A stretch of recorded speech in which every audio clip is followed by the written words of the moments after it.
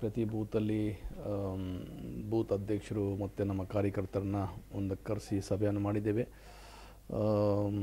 ಮತ್ತು ಒಂದು ತಿಂಗಳ ಹಿಂದೆಯಿಂದ ಸುಮಾರು ಕಾರ್ಯಕ್ರಮಗಳು ಮಾಡಿದ್ದೀವಿ. ಕಂಬಳಿ ಹಂಚೋ ಕಾರ್ಯಕ್ರಮ ಆಗ್ಬೋದು, ಮತ್ತು ಮೂಲಭೂತ ಸೌಲಭ್ಯಗಳ ಕಾರ್ಯಕ್ರಮ ಆಗ್ಬೋದು.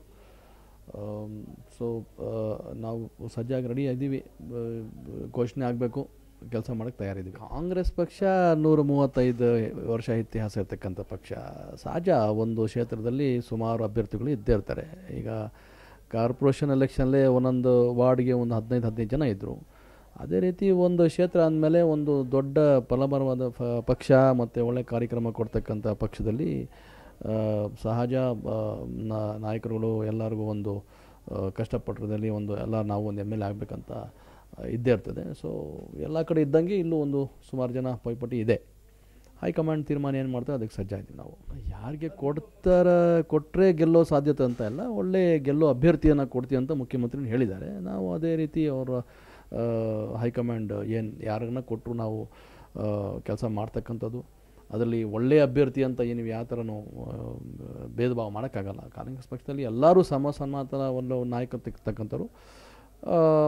ಈಗ ಬೈ ಎಲೆಕ್ಷನ್ದಿಂದ ನಾವು ಒಳ್ಳೆ ವಿನ್ನಿಂಗ್ ಕ್ಯಾಂಡಿಡೇಟ್ಗೆ ಒಂದು ಕೊಡಬೇಕಂತ CM ತೀರ್ಮಾನ ಮಾಡಿದ್ದಾರೆ. ಅದಕ್ಕೆ ನಾವು ನೋಡಿ, 2ನೇ ಬಾರಿ ನನಗೆ ಜನ ಆಯ್ಕೆ ಕಟ್ಟಿಸಿದ್ದಾರೆ.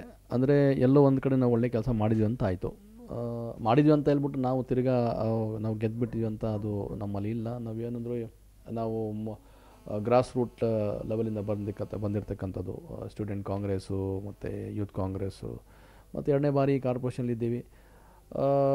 ಕೆಲಸಗಳು ಸುಮಾರು ನಮ್ಮ ವಾರ್ಡಲ್ಲಿ ಇಲ್ಲ ಅಂತ ಇಲ್ಲ. ಬಹುಶಃ ನನಗೆ ಒಂದು 8 ವರ್ಷದಿಂದ ಶಾಸಕರಿಲ್ಲ ಈ ಭಾಗದಲ್ಲಿ. ಸೊ ಶಾಸಕರ ಕೊರತೆ ಮತ್ತು MP ಕೊರತೆ ಭಾಳ ಇದೆ.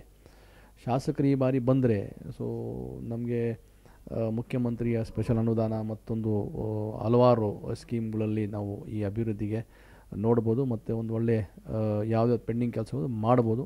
ಕಾರ್ಯಕರ್ತರು ಹುಮ್ಮಸ್ಸಾಗಿದ್ದಾರೆ, ರೆಡಿಯಾಗಿದೆ, ಕಾಯ್ತಾ ಇದ್ದಾರೆ ಯಾವಾಗ ಚುನಾವಣೆ ಬರ್ತದೆ ನಾವು ಮಾಡಿಸೋಣ ಅಂತ. ನಮ್ಮ ವಾರ್ಡು ಬಹುಶಃ ಖಚಿತ ಯಾವತ್ತೂ ಕಾಂಗ್ರೆಸ್ಸೇ ಮತ್ತು ಇಡೀ ಹೆಬ್ಬಾಳು ಕ್ಷೇತ್ರನೂ ಕಾಂಗ್ರೆಸ್ಸೇ. ಯಾವುದೋ ನಮ್ಮ ಕೊನೆ ಲಾಸ್ಟ್ 2 ನಮ್ಮ ನಾಯಕರುಗಳು ಗೊಂದಲದಲ್ಲಿ ನಾವು ಸೋತಿರೋದು ಹೊರತು ಯಾವುದೇ ಇದರಲ್ಲಿ ನಾವು ಕಾಂಗ್ರೆಸ್ ಸೋಲಲ್ಲ ಈ ಬಾರಿ. ಧನ್ಯವಾದಗಳು ಸರ್. ಧನ್ಯವಾದ.